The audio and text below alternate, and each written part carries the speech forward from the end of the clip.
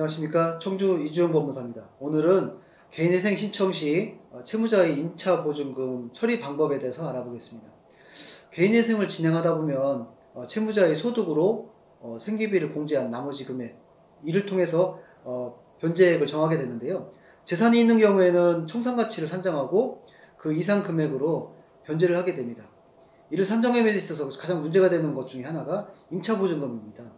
임차보증금은 주거를 위한 필수적인 비용으로 보증금, 월세 이런 부분들이 발생하게 되는데, 임대차 기간이 끝나면 실제 반환받을 수 있는 금액이 얼마인지에 따라서 청산가치를 산정하는데 차이가 있습니다. 최초 재산목록을 작성할 때 청산가치 산정을 위해서 임차보증금을 기재하게 되는데, 그때 보증금 및 월세에서 실제 반환받을 수 있는 금액을 적어서 이를 청산가치에 반영하고 있습니다. 민사집행법에서는 압류금지 채권이 있는데요.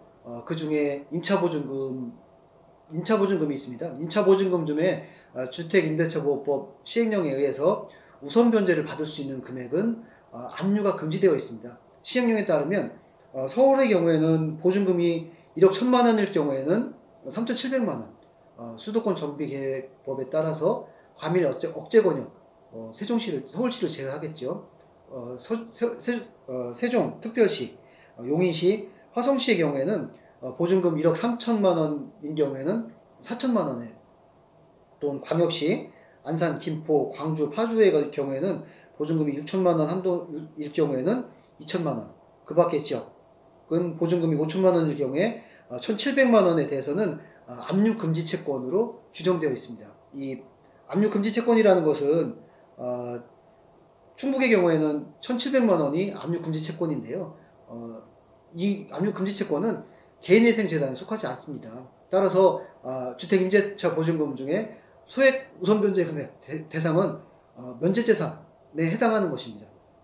충북의 같은 경우는 1,700만 원이 압류금지 채권이면서 면제재산에 해당하는 것이죠. 채무자 또는 그 가족들, 피부양자이죠. 그 가족들의 주거로 사용되어 있는 건물에 대해서 임차보증금 대상으로 우선변제권이 있는 금액을 면제재산으로 인정받는 것이 상당히 중요합니다. 면제재산 신청의 경우에는 그 신청 기간이 있습니다. 개시결정 후에 14일 이내까지 신청을 할 수 있는데요.